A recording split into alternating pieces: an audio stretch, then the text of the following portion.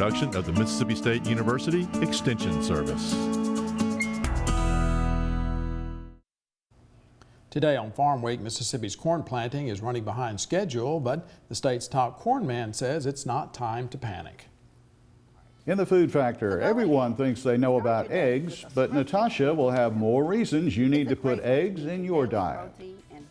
In southern gardening, it's tweener time. That's the time when cool season plants and warm season plants show their beauty at the same time.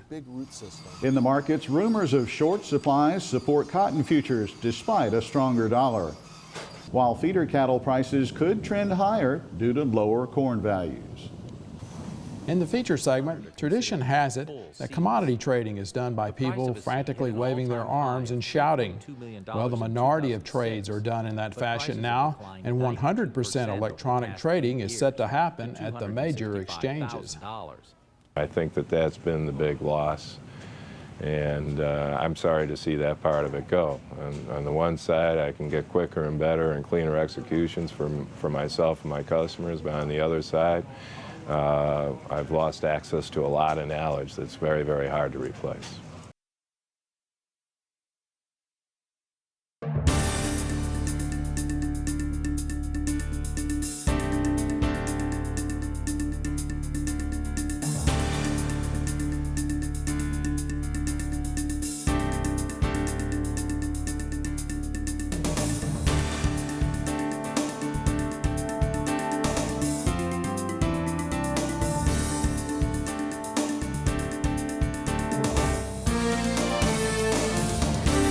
Good day, everyone. I'm Leighton Spann. And I'm Artis Ford. Welcome to Farm Week. The wet weather of the past few weeks has many Mississippi corn farmers wondering if they can still plant corn and get decent yields.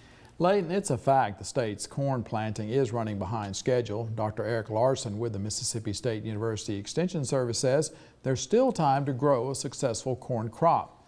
As you might expect, irrigated fields have more flexibility than non-irrigated ones. Larson says MSU research shows that corn planted on irrigated fields at Stoneville and Starkville showed optimal grain yields until May 1st. He says irrigated corn productivity does not abruptly nosedive in late April or early May. Yield losses were moderate on May plantings, about 1.3 bushels per acre per day.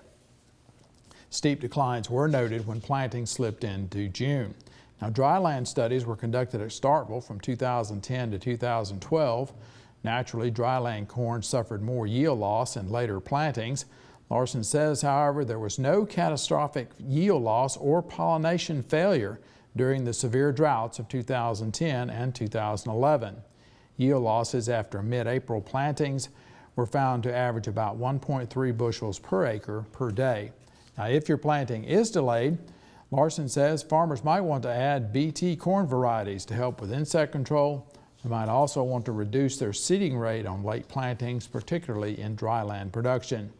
Now, this map from MSU shows optimal corn planting by region. In the South, it's February 25th to April 10th. Central, March 5th to April 20th.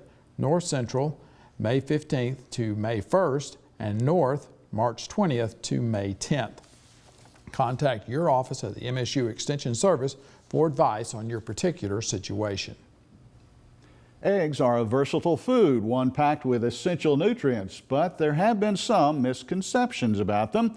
In this week's episode of The Food Factor, Natasha Haynes of the Mississippi State Extension Service tells us why eggs are a smart choice for breakfast, lunch, or dinner.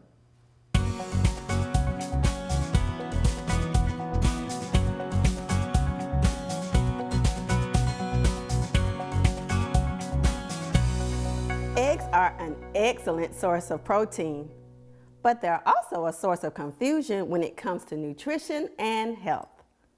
Think raw eggs are a good idea? Like in the movie Rocky? Athletes thought the consumption of raw eggs was an essential part of a muscle-building diet. Not true. Eating eggs that have not been cooked or pasteurized to kill bacteria can make you very sick. So it's best to avoid uncooked eggs, period. And do you remember when people thought the cholesterol in eggs was bad for your heart?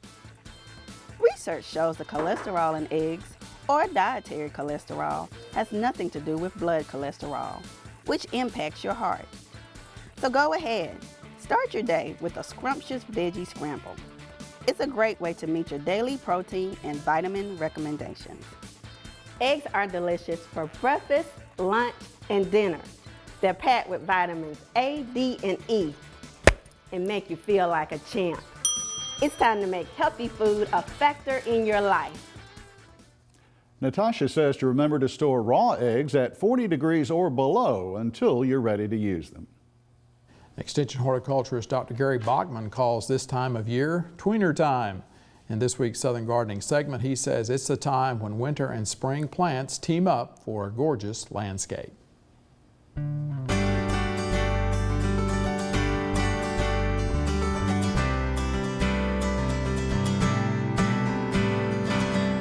I really like the time of year between seasons. The late winter plants are still looking good, and the spring and summer plants are just getting going. Spring in the coastal counties can be a grand time in the landscape. This time of year, the warming temperatures have coaxed some of the best pansy flowering we'll see all season. At the same time, the petunias that were planted in October are beginning to wake up. The fall planting allows the petunias to develop a big root system that will translate into a very robust spring flowering display. This combination of pansies and petunias is repeated all through the landscape, and I like the addition of yellow shrimp plant to the season mashup. The bridal wreath spirea in this bed produces masses of small white flower clusters on arching branches, and the large funnel-shaped flowers of pink indica azalea, which are just beginning to dazzle guests in this landscape, are welcome spring color. Another cool season plant at its best right now is red boar kale. This Mississippi medallion winter has really crinkly leaves that show off an incredible dark purple maroon color that draws the eye. It's combined with the medium green foliage of Indian hawthorn. This is one tough spring flowering shrub that perhaps is the perfect evergreen shrub for our home landscapes. Indian hawthorn is planted throughout the landscape and adds a steadying influence to the changing flower colors. So be sure to enjoy the tweener time in your landscape, that special time when both winter and spring plants are looking good. I'm horticulturist Gary Bachman for Southern Gardening. Late in the time to prune azaleas is just after their spring display. This allows them to grow and reset buds for next year. In our feature segment today, commodity traders frantically waving their arms in the trading pits is a time-honored scene, but today most of the trading is done electronically. Time now for the markets with Leighton. You say another eventful week. The monthly supply-demand reports came out Thursday. That's right. The April 9th numbers were the subject of a lot of advanced speculation. Now, in our headlines for this week, feeder cattle prices may trend higher. High-quality cotton is said to be hard to find, while uncertainty surrounds corn and soybeans. We begin in livestock, where new USDA figures show meat exports took a big hit to start this year. The U.S. Meat Export Federation says the volume of beef exports in January and February was down 11% compared to the beginning of 2014. U.S. pork exports, meanwhile, declined 10% during the first 2 months of the year. Pork congestion due to that West Coast labor dispute is getting much of the blame. All livestock feeders are being helped now by lower corn prices. In the beef sector, there is speculation in some quarters whether feeder cattle prices may come up a bit while corn values are down. Market watcher Brian Roach seems to be optimistic that could indeed happen. The feeders have, the inventory, the numbers are still small. And feeder cattle still have an upward bias. The trends are still higher, and I think we're going to continue to see feeder cattle make new highs here nearby. Another probable spinoff of the cheaper corn prices is the fact that U.S. pork and chicken production is increasing. Market consultant Darrell Holliday recently told Brownfield Ag News that less expensive and plentiful feed supplies are resulting in increases in supplies of pork and chicken. Well, to prep us for the row crop segment of the markets in just a moment, here's an appropriate trivia quiz question. What Mississippi county had the highest rice yields in 2014? Is the answer A, Tunica, B, Washington, C, Coahoma, or D, Bolivar? You'll find out in a few more minutes. We're going to pause for a short break on Farm Week. Coming up, we'll look at the calendar and the rest of the markets. Leighton Spann reports demand for cotton is boosting prices, and he'll update us on the pine lumber situation. In the feature segment today, electronic commodity trading. It's the rule now, not the exception.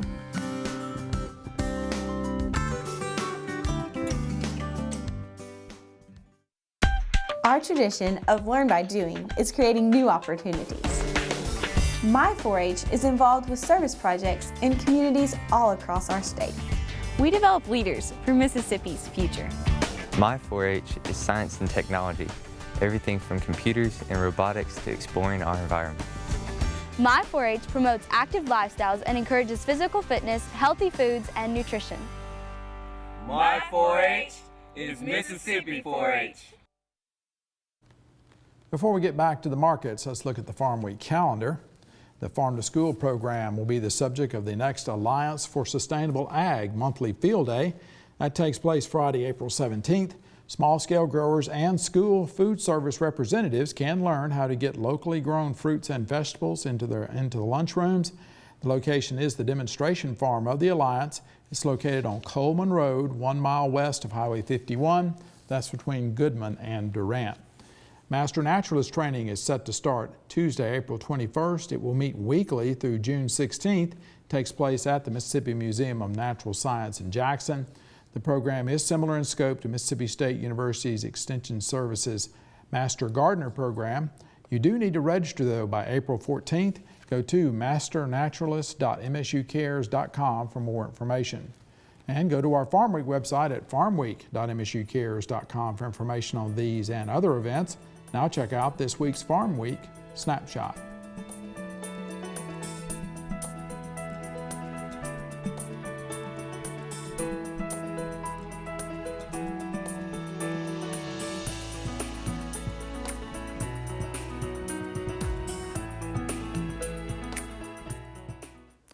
Thursday's supply and demand report provided a needed update on U.S. cotton supplies.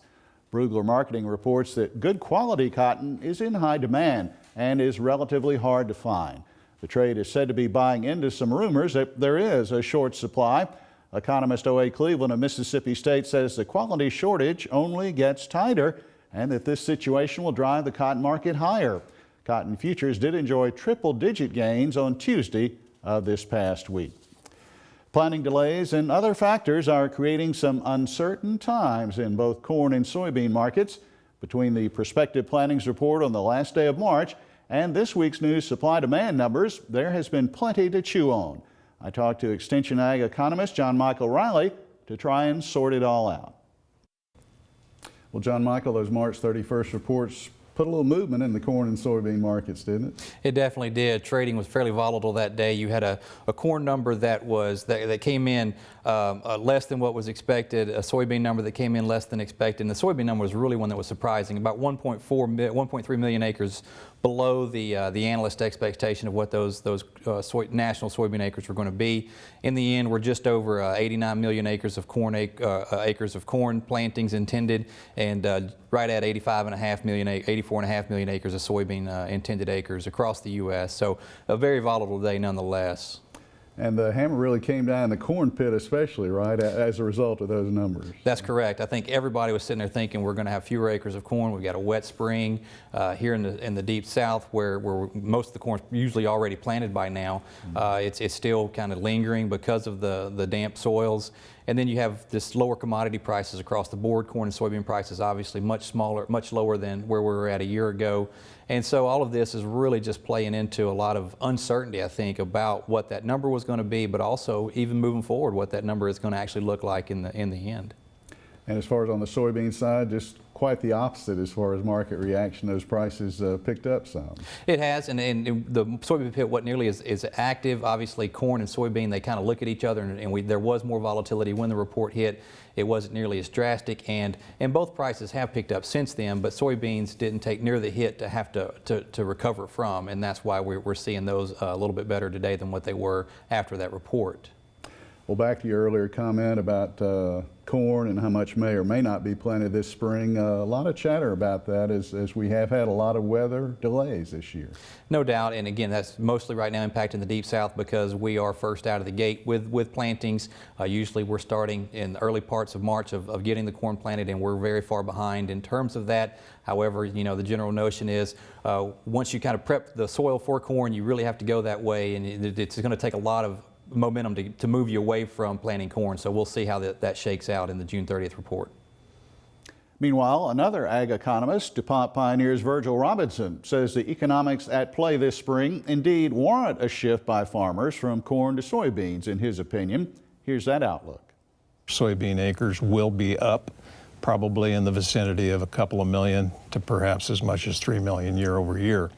So if all of those would yield at something near trend, then clearly the new crop bean market has a risk, and the risk would yet be to the downside.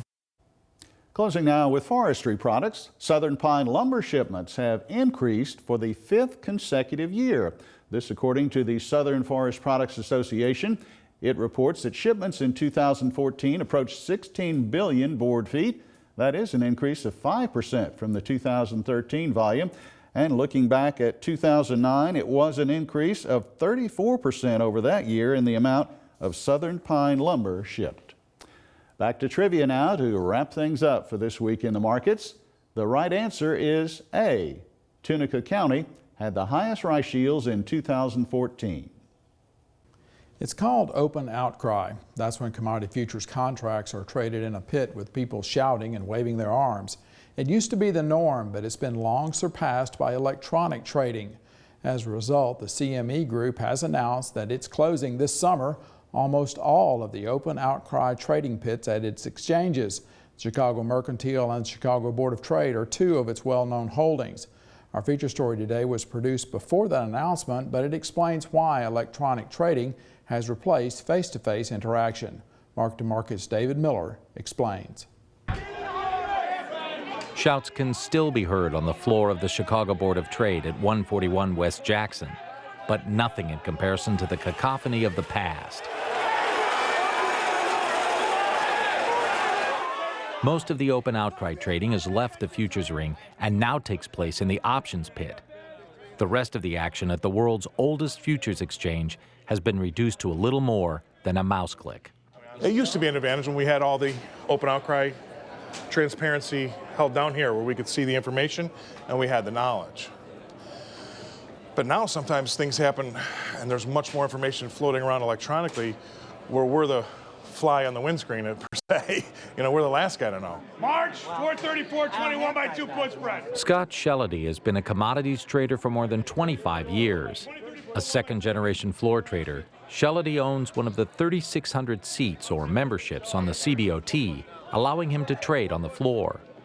Memberships come with various trading rights on the exchange, but only 1,400 are considered to be full seats. The price of a seat hit an all-time high of $3.2 million in 2006, but prices have declined 92% over the past 8 years to $265,000. And Shellady says the reasons for owning a seat have changed dramatically. Maybe for actually trading costs at the exchange level, it's an advantage. We trade at a cheaper price as far as the tax that we pay the exchange. But other than that, where it used to be something as an advantage for information, it's not anymore. These days, Shellady does nearly all of his business electronically, which allows him to trade more than just agricultural commodities. However, he does note the advantages and disadvantages of both spending time in a desk chair and shouting in the trading pits. Because the customers want both things. They want trade certainty. Am I filled? Am I filled? Am I done? Am I done? Have I done the actual, has my broker executed what I want him to do? And I want to know yesterday. But at the same time, they want to know what everybody else is doing. So if I do that in the open outcry market, I can tell them what everybody else is doing, or I can tell them upstairs electronically, yes, you're done, you're filled, I've done what you wanted me to do. Well, who else is doing what I want to do? I don't know, I just put it into a machine. So for speed, you lose, speed is less transparent. Slower is more transparent. So we can all see what everybody's doing a little slower and disseminate that information, or we can do it really fast upstairs And nobody knows what anybody's doing. The first electronic trades were made in 1992 on the CME Globex trading platform. Use of the program was limited by computing power and bandwidth. Today, those hurdles have largely been overcome, making it possible to buy and sell anywhere a data connection is available. According to the CME Group, more than 90% of agricultural futures and nearly 55% of agricultural options transactions are no longer executed in the commodity pits. The trend can be seen across the entire exchange as the number of people in the grain and livestock rings diminishes. But as the number of people trading on the floor has declined, the number of opportunities to make trades has increased. In April of last year, the 165-year-old exchange combined the traditional 4 hours of open outcry with 17 hours of simultaneous electronic trading. The new hours allowed the CBOT and CME to reach a volume of more than 265 million futures and options contracts in 2013. This is down 8% from the heavily drought-influenced record trading year of 2012. I can remember after the close of the grains, and any given day you could go downstairs to the bar or up to your office and sit around and talking about corn, soybeans, and wheat for a couple hours, just soaking up knowledge and comparing notes. You can't really do that anymore. I think that that's been the big loss, and I'm sorry to see that part of it go. On the one side, I can get quicker and better and cleaner executions for myself and my customers, but on the other side, I've lost access to a lot of knowledge that's very, very hard to replace. Jack Scoville began as a runner on the Chicago Board of Trade in 1981 and worked his way up to being a floor trader. Scoville left the trading ring in 1990 and has been trading electronically for the Price Futures Group since 1992. The open outcry is a lot more fun, a lot more action, a lot of excitement that you don't really get sitting here in an office, but we can trade with much more certainty. When we get filled price, we know it's a filled price. While Scoville laments the loss of comradeship in the trading ring, he does point up the advantages of the new trading landscape. I can remember 30 years ago when I was having to call Brazil for the company I was working at the time, and it could take me a half hour to get a phone line, and then I'd have to try and keep it open all day long. Now I can just call the guys up from wherever I am around the world. I can tell you that I've spent time riding in the back seats of pickup trucks in Central America, passing orders from Brazil to Chicago for my clients. The CME Globex electronic trading platform also allows for some traders to make a large number of trades in millionths of a second. CME officials have yet to break out how much of the trading volume is made via the practice of high-frequency trading, and they are quick to point out that the most important thing is the integrity of their markets for each and every participant. How and where all the information is gathered and used has changed. In the past, floor traders reacted to the peaks and valleys of various trading cycles. They would often trade in ways that are sensitive to harvest lows, weather trends, and key government reports. But with all the information readily available on the internet, tech-savvy traders can shift the market in unexpected directions. So there may be a trader in India that doesn't know about those cycles, and so they'll trade against them. If you have enough people doing a one-lot trade, that can be a big trade. And if just so happens they all do it at the same time, you might see there's rain on the horizon for corn. Corn prices should be going down, but enough people have bought a one-lot from somewhere else in the world that the market's rallying. So we have to be careful about what's actually happening and slowly but surely somehow take the noise out. And as more and more commodities on the CME Group are traded electronically, Shellady believes it's important to balance knowledge and experience against the pressure of changing times. You could shoot a cannon through here and not hit anybody. So yeah, it's nowhere near what it used to be. And ultimately, that's not the exchange to decide or the traders to decide. The customer will decide when and if he or she wants to do the business 100% electronically. But right now, there's enough customers that do call people and we execute in the pit. So as long as that's the same, it'll still stay open. For Market to Market, I'm David Miller. And you can watch this story again on electronic futures trading on our Farmweek website. That's farmweek.msucares.com. You can also watch Farmweek stories on our Farmweek USA Facebook page and YouTube. We'll also have a link to the Market to Market website where you can see the original story as well as read the script. We're also available at twitter.com/farmweek. Well, we are at the end of Farm Week for this week. On our next show, a Mississippi family where tree farming extends from generation to generation. We will have Roy Thigpen, the Mississippi Outstanding Tree Farmer of the Year. His second generation tree farm is a wonder to see. In the Food Factor, want to spend less on food? Shop fast and don't linger in the store. And in Southern Gardening, try the African daisy for a definite splash of color in your landscape. And if you'd like further information on a Farm Week story, or you want to suggest a story to us, you need to get in touch. You can find us on Facebook and YouTube. Our mailing address is Farm Week Box 9625, Mississippi State, Mississippi 39762. Our telephone number is 662-325-2262. You can also contact us through your county office of the Mississippi State University Extension Service. For the rest of the Farm Week crew, I'm Artis Ford. And I'm Leighton Spann. Thanks for watching. We'll see you next week.